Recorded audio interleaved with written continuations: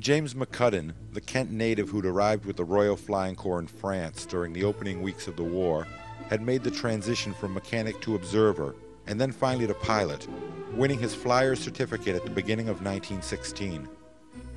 By 1917, McCudden was a seasoned flyer, having served first in a two-seater unit and then on to Havilland Scouts.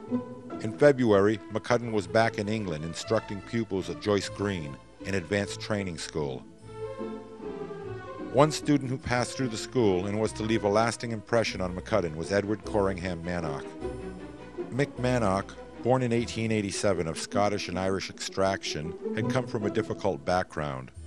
Mannock's father had abandoned the family when Mick was 12 years old. After being raised in near poverty, he signed on as an apprentice lineman for the British Telephone Company. Mick was working in Turkey when the war began, and Turkey, being allied with the Axis powers, promptly put Mannock into a labor camp.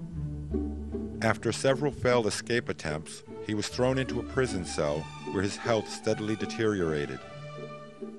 In April of 1915, his captors, believing that Mannock could be of little help to the enemy war effort, repatriated him as part of a prisoner exchange. Back in England, Mannock's proficiency in telephone communications landed him in a Royal Engineering Battalion, but what he really wanted to do was kill Germans.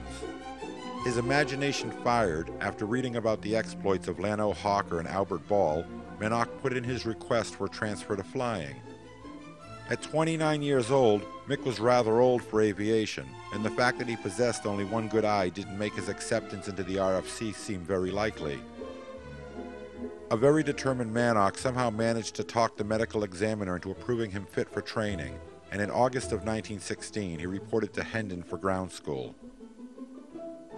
Flying didn't come easily to Edward Mannock, but he approached his training with a seriousness of purpose that left an impression on everyone he met.